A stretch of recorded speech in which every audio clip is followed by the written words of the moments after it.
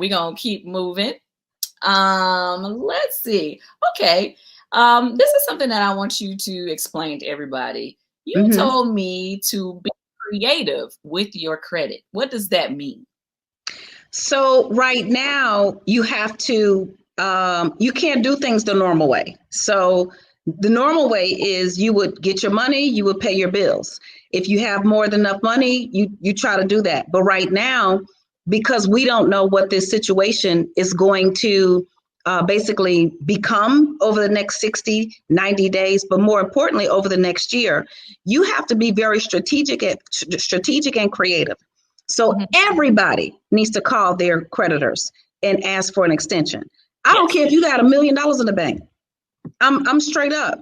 Call and ask for an extension.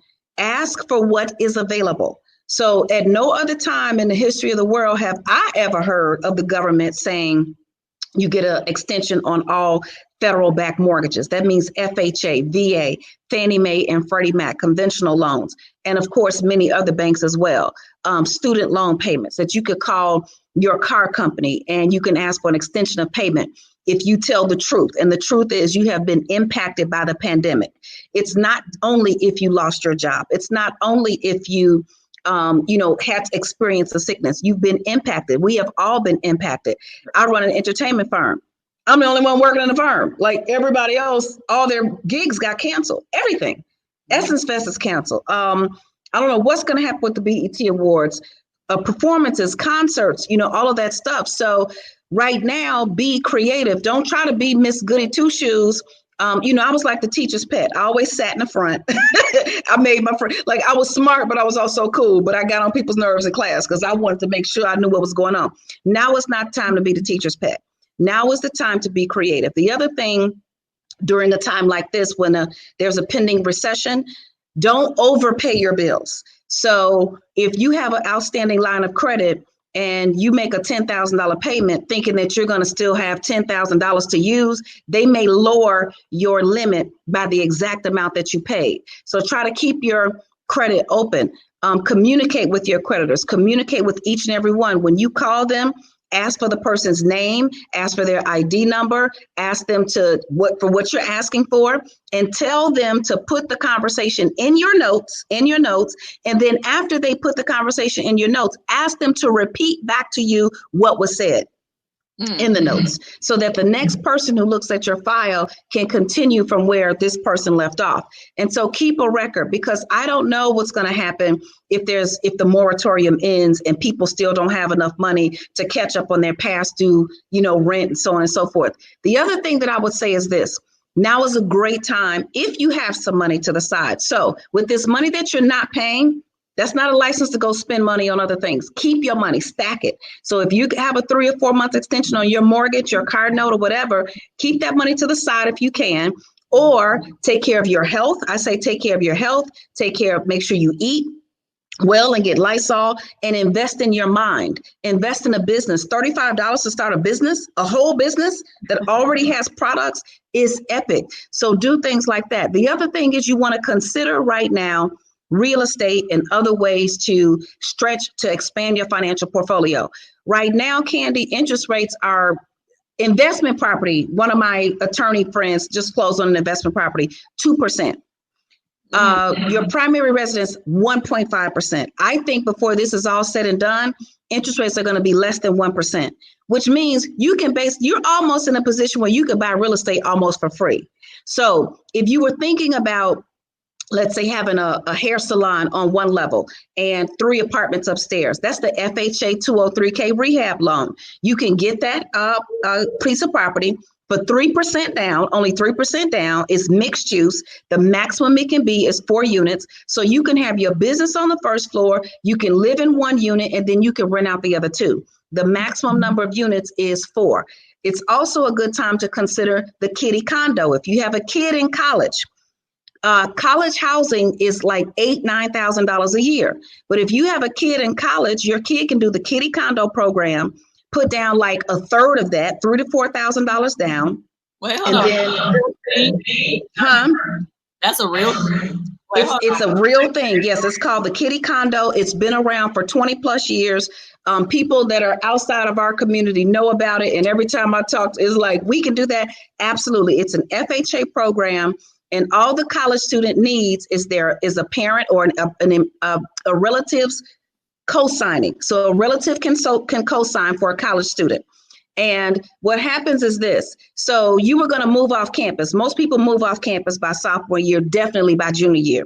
You get 4 roommates, you pay rent. Well, no, you buy the property. And then you move in 3 or 4 of your roommates. Your roommates are paying $800-900 a month. They pay it up front at the beginning of the semester with their refund from their financial aid or their scholarship. So now your mortgage payment is $1,500, $1,200, $1,000, $900 with these interest rates, but you're collecting $3,000 or $4,000. So I have done that for so many people. It works in Georgia. College students. It's called the Kitty Condo. If you Google it, you'll see everything there. So I get people approved for that all the time. And so what happens then is now that your college student doesn't have any housing, they've got money coming in. And if you were at a state school, like my soror, her daughter, she lives in Chicago. Her daughter was at Tennessee State. She bought a property in Tennessee State. Then she became a Tennessee resident. So her housing expense was paid. She's making money. And then her tuition went down from like $12,000 to $3,000. So it's things like that that we have to think about doing, especially at a time like this when interest rates are so low. Right. I didn't even know about that when you put me up on some game.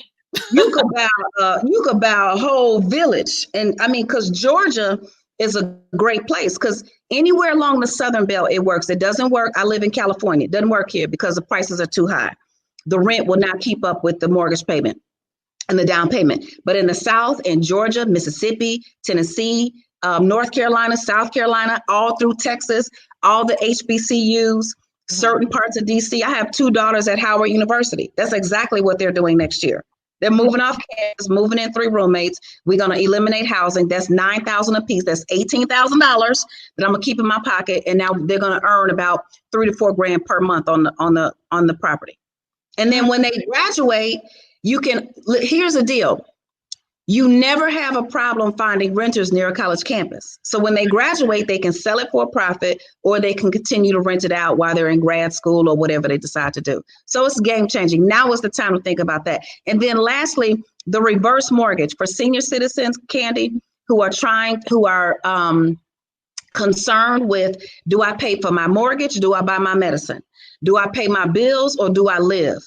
If you are a senior citizen, the reverse mortgage, first of all, it is not a plot to steal your house. The government does not have to steal your house. They got enough money to buy your house if they want it. It is not a plot. It is a government program. It is federally insured. You have to go through a counseling program. So what happens is the senior citizen, instead of paying a mortgage, they get a lump sum. So let's say they have a house worth $300,000 and they owe nothing on it. They can get up to 60% of the value of that home as a cash lump sum or a monthly payment. And then here's what happens when they pass on. This is what I tell people, because the number one thing people say is, well, I don't want to do that because I want to leave a legacy to my kids. Well, if you're struggling right now and your kids can't help you not struggle, then a legacy, you can't really worry about that right now. You got to live.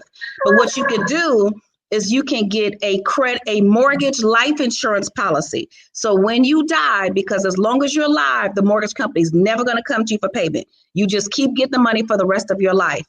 But when you pass on, that mortgage life insurance can pay off the mortgage, and you can still leave the house to your heirs, to your children or your grandchildren or whatever. So now is the time for us to take advantage of things like that, Candy. Wait, okay.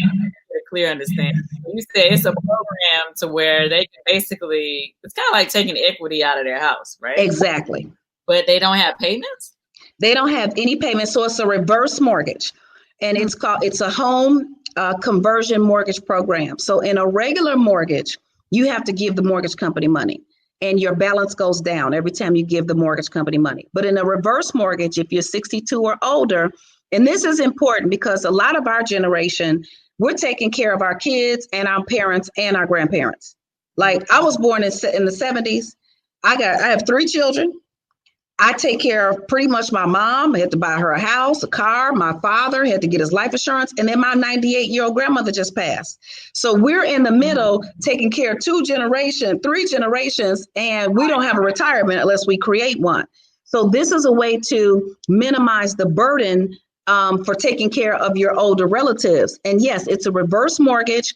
The mortgage company gives you money every month and your balance goes up every month. And they will never, it is until you die. So it's technically like a retirement plan, if you really want to look at it like that. Okay, but with that, you need to buy the mortgage insurance that will pay off your mortgage when you die, so your kids still get the house. They won't have to pay. If you are concerned. So what happens at the end in most reverse mortgages, so the government gives the family, the heirs who are surviving, they give them about a year to sell the property. Now, the problem is if the mortgage balance is higher than the property value, then the heirs will not earn a profit. So people are like, well, it's not a good idea. Well, I understand that. But if your parent is struggling and you can't help them, then you need to figure out how to live right here now on this earth today. You got to figure out how to live and try to live comfortably. Mm-hmm. But the way to get around that, what I always counter is say, especially if they're in good health, get a mortgage credit life policy. You ever had like a credit card and they ask you, did you want the insurance to go along with it? So just in case you pass, they, can still pay it off.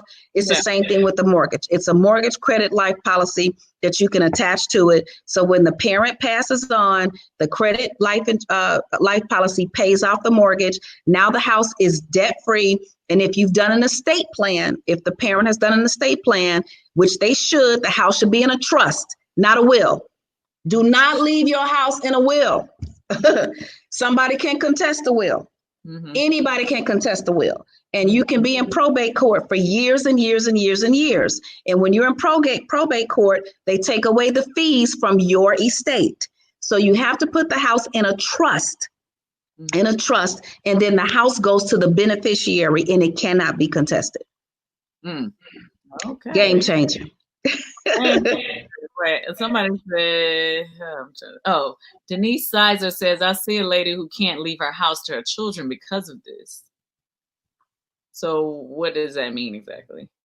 I think what it means is that she probably owes too much on the house for her children to inherit the house as an asset free, as a debt free asset. And again, what I always say, I'm not talking to the people whose parents are comfortable. I'm talking about the millions of elderly people who are struggling to pay their bills and stay alive. To get their dialysis. So if you have a choice, if you got to worry every night about how you're going to pay your bills or buy your medicine, get a reverse mortgage. Right. And if she would have had that mortgage credit insurance you're talking about, she wouldn't have had that problem.